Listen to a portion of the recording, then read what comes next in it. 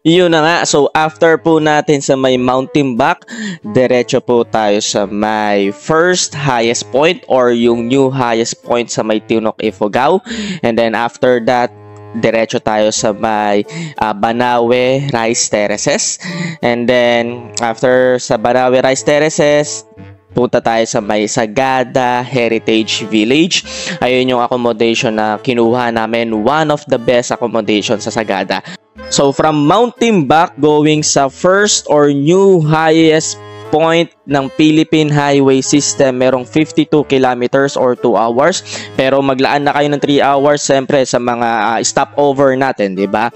At ang madadaanan yung mga highway dyan, yung Baguio, La Trinidad Highway, Halsima Highway, Bocod, Cabayan, Bugawas, Abatan Road, I'm not sure kung tama yung pagka-pronounce ko, Kiangan, Tinok, Bugawas Road.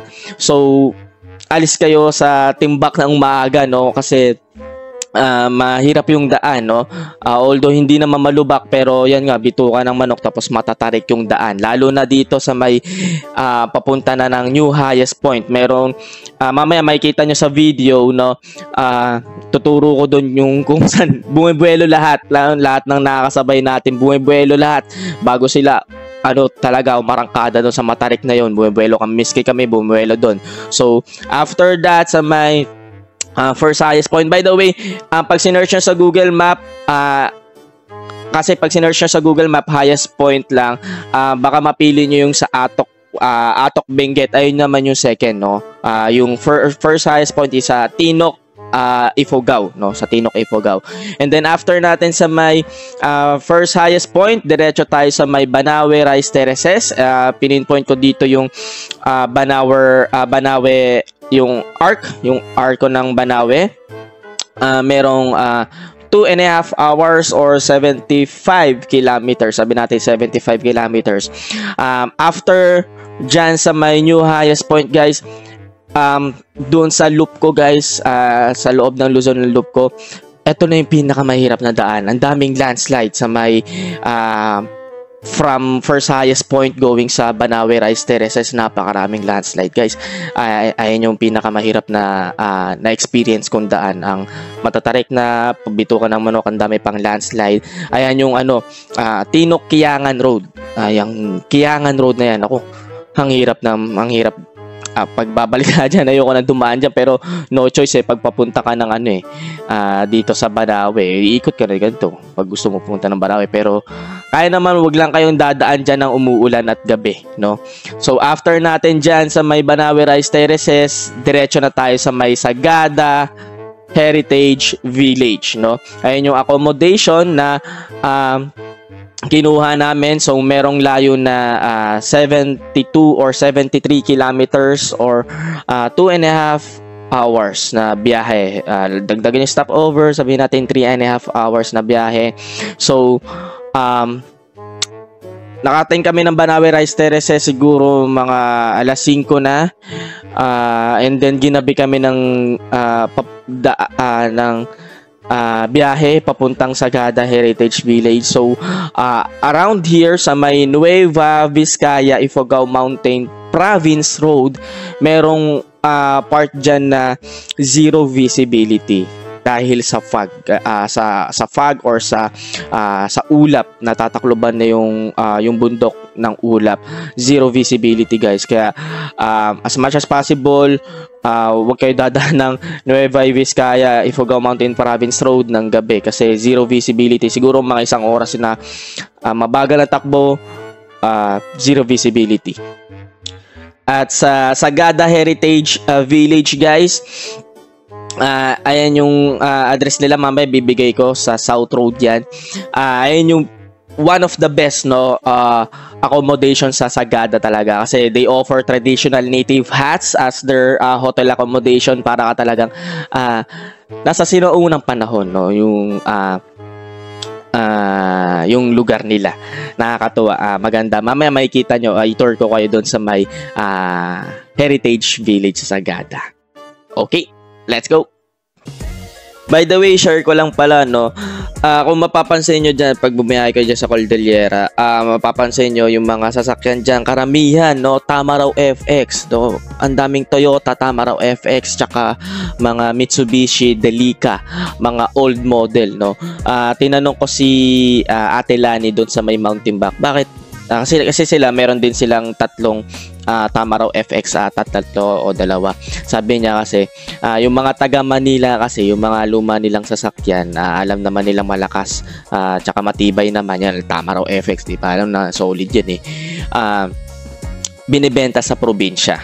No, yung mga lumang sasakyan sa Manila, binibenta sa probinsya. Ayan, sila yung mga bumibili. Yun lang. Kaya maraming Tamaraw FX tsaka Mitsubishi Delica dyan sa Cordillera. Ganun pala, binibenta sa probinsya. Ganun, nangyayari.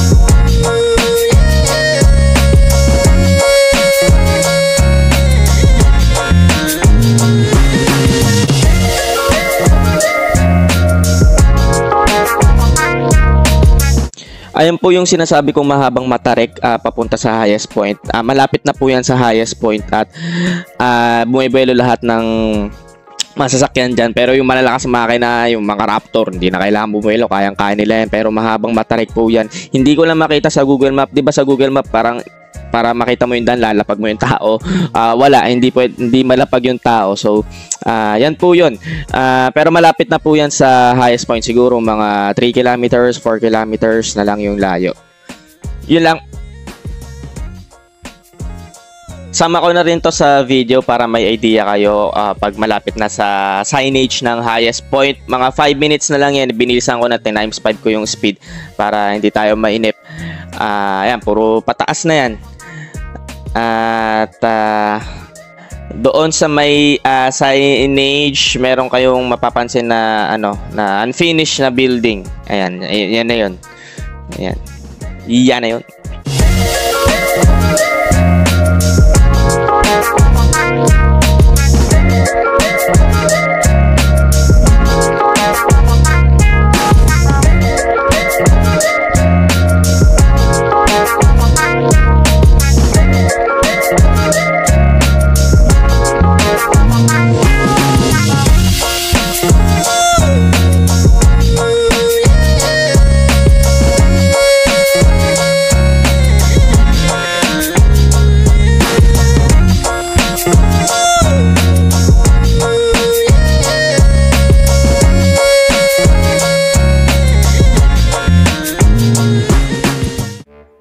So, after po natin sa may first highest point ng Philippine Highway System, diretso po tayo sa may Banawe, Rice Terraces, Arc. At Kiangan Road po ang ating dadaanan. At sabi ko nga po kanina, maraming landslide dyan. Dyan ako nahirapan talaga mag-drive, no? Kaya wag po kayong babiyahe po dyan ng umuulan. Napaka-delikado. Hinto muna po kayo sa may safe na lugar para sure na ligtas po kayo. Yun lang. At nakarating na nga kami ng welcome arc ng Banawe, Rice Terraces. Ang dami pong nagtitinda dyan ng mga souvenir items, souvenir stores. Ang dami po dyan. Yung presyo, sakto lang. Hindi mura, no? Pero hindi rin sobrang mahal, no? Sakto lang. At along the way, maraming view deck po, pero yung pupunta naming view deck is a viewpoint po yung pangalan. At 1 kilometer away lang po siya from the welcome park. At mapapansin nyo, marami-rami nang nakapark sa gilid, no? Two-way na nga lang, dami pang nakapark. Ang sikip na ng daan. At Ewan ko ba bakit hindi ako nagandahan sa Banawe Rice Terraces. Maganda pa yun sa Mountain-Back, yan sa Atok. Ewan ko ba, di na ako nakagandahan sa Banawe Rice Terraces. Kaming lahat, di na kami nakagandahan. Pero pakita ko pa rin yung drone shot sa inyo. Yun lang. Viewpoint po ang pangalan ng ating view deck na napuntahan at marami pong nagtitinda dyan, mga souvenir items at kainan. Yung nakain namin tapsilog dyan, hindi masarap. Alam nyo magkano? 110 ata 120. Napakatigas ng baka yan. Mandaming litid. Basta hindi masarap. Tapos yan, binibenta ni ate 250. Yung nabili kong ganyan sa Baguio, 350 doon sa may Mines View. Naloko ako doon. Kaya mag-canvas kayo doon. May manloloko talaga rin pala din talaga sa Baguio, ito sa may Mines View. Tapos yan, may kita yung si nanay naka-igorot dress. Pwede kayo magpipicture kasama siya. Wala po siyang fixed price. Wala siya sinasabing presyo, donation lang. Kayo bahala kung magkano iabot nyo kay nanay. Ayan po yung view. Okay lang, hindi ganun kaganda unlike sa may Mountain-Back, no? Yun lang, ayun lang yung sa akin.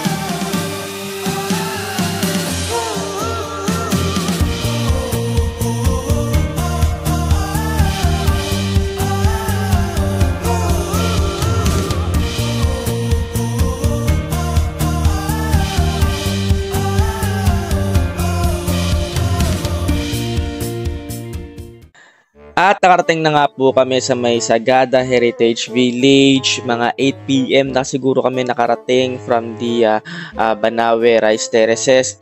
At share ko yung details, magkano, itutour ko kayo dito sa may Heritage Village. One of the best based of the reviews sa Google. Kasi traditional native huts yung mga bahay nila dito. Tapos, i-share ko rin yung address, Facebook page nila, and then tutur ko kayo. Tapos, yung DIY na tour sa Sagada, magkano, saan pupunta, sa next episode ko po yun sasabihin or ipapakita. Okay? So, for now, itour ko muna kayo dito sa may Sagada Heritage Village. Baka sakaling magustuhan nyo rin. Okay, let's go! Ayun, so andito po tayo ngayon sa may tapat ng Heritage Village ng Sagada. So itong Heritage Village sa Sagada, mga 2 kilometers away from the town proper ng Sagada, doon sa may municipal municipal tourist information. Ayun. So maganda dito kasi yun, walang ganong tao, tapos malayo sa town proper. Tapos yan, maraming pine tree. Ayun nga lang, medyo malayo nga lang sa mga tindahan, tapos sa mga tourist destination. Pero pwede namang magay ng e-trike, yan. Kung may motor naman kayo or car, wala namang problema. Tapos hindi mahal po yung rates nila dito. So dito po yung entrance nila. Dito, ayan. Kita natin.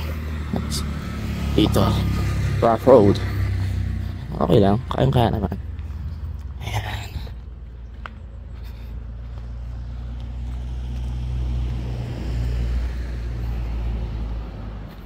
Ganda, diba guys? Along the way lang siya. Ayan, iba yan. Ibang yan. Hindi yan part ng Sagada Heritage Village. So, here, ayan. Diyan yung parking to. Ayan, entrance. So, dito yung information. Ayan. So, here, kala nyo walang tao, pero pag nagsalita ka dyan, may sasagot. May nakamonitor dyan. Ayan. Tapos, ang maganda dito guys, merong libreng kape. Tapos ang ganda ng ng kubo. Ay, uy, shit. Ayan, Nipa Hut. Nipa Hut yung mga rooms nila dito. Nipa Hut po. Ayan, dito yung ayan, Nipa Hut. Nipa Hut. Ayan. Ito yung free coffee nila, guys. Libreng kape. Ayan, pasukin natin. Ay, may mga nagkape, oh. Iniwan na lang dyan. Iniwan lang inayos, diba? Ayan. Ibang paso. Tapos, andito yung sugar. Ayan. Mamaya magkakape tayo, hindi ka pa rin natitikman yan, eh. Ayan. Hot coffee first, diba? Ayan po. Diba? Ganda, oh. Tambayan. Tapos, may free wifi dito. Dito, ayan, oh. May free wifi inside the Nipa Hut ng free coffee. Tapos, ito yung tinatawag nilang DAP-I. Ayan, yung ganyan. May mga bato na upuan na nakapaligid, pabilog doon sa may bonfire. Ang bayad dyan is 300 pesos pag magbo-bonfire kayo. Tapos, dito tayo daan. Ayan. Ayan. And then, habang naglalakad tayo, yun nga pala, pakita ko yung Facebook page nila. Tapos, ang reservation nila dito, ano na agad, dapat fully paid ka na sa reservation nila. Hindi daw sila tumatanggap ng ano bang tawag doon? Pencil booking. Yan, dito sila tumatanggap ng pencil booking. Sabi ko, ballpen po lang kami. Charot. Charot. Ayan. Pa-reserve kami dito ng triple hat. 3 packs kami, adults. 2.5. Ayun. Ito. Ganda, diba, guys? Ayan. May DAP-I na naman. So, ayan. Ganda, diba? Tahimik lang. Ganda ng Nipa Hut. Tapos ito, kada Nipa Hut may sarili kayong CR, no? So ito yung triple hut, good for 3 packs. Tapos sa baba niya ay yung meron kayong upuan diyan. Yan, pwede kayo magluto diyan, walang corkage fee. Tapos ito yung CR. Ayan. Mamaya pakita ko, may tao sa loob ng CR. Ang ganda rin, ganda ng loob ng CR. Pakita ko yung Nipa Hut room namin. Magulo lang, no? Pero ang laki. Ayan. Ayan po itsura. Ayan. Ayan po. Okay. So, merong saksakan doon. Ayan lang. Ayan lang yung saksakan. Sa baba meron din? Ha? Hindi ko nakita. Okay. Sa baba ng room natin. Oh, okay. Ayan po. Hindi ko pa nalilibot lahat. Libutin natin. Ang ganda, diba, guys? Ha? And then hanggang 9:30 lang, you know. Pwede kang mag-ingay. 9:30 dapat wala nang nag-iingay. Ayun nga pala. You know. Ano, may saksakan pa doon, hindi ko nakita. Tapos ito, ano to kaya? Ano kaya ito, guys? Hindi ba lang nakita ito, eh? Ayan, ano ka na yan? Nagsampay pa yung utol ko. Pinapatoy ko niya. Ay, nadapay, guys, oh. Ayan. Dapay po ang tawag nila dyan. Ganda. Tradition nila yun, eh. Pag kakatay ng baboy. Tapos mga elders nakaupo dyan. Ayan, mga elders nakaupo dyan. Tapos ito, di ko alam kung ilang packs na yan for that. Kada Nipa Hut, mayroon silang DAP-I na nakaprepare. Ayan. Tapos may sarili-sarili CR. Ayan, silipin natin to. Ayan. Meron pong heater ng kasama. Okay. Oops. Wala nang daan dito. Tapos may ginagawa pa sa baba. Ayan. Ayun, meron din na rooms dun. Tingnan nga natin. Tapos may mga doggies din dito. 15 doggies daw sabi daw. Kausap namin kahapon. May mga lahi. Lahat may lahi yung mga aso dito. German Shepherd, ganyan. Mababait naman. Hindi naman nangangagat. Bigyan mo lang ng pagkain, charot. Ayan. Ayan. Ayan. Another lipahat. Tingnan natin. Ayan po. Ay, parang pang malaki yan to. Laki yun. Search nyo lang po sa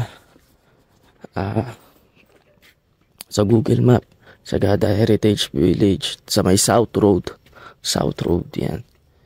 Tapos makikita nyo, mabibigay naman yung exact address ng makakausap nyo sa Facebook page nila.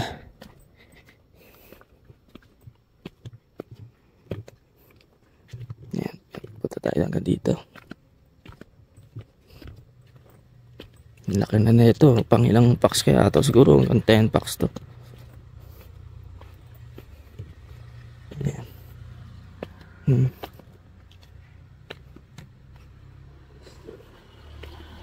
Pwede kayang silipin. Tingnan nga natin guys, tingnan natin. Yun.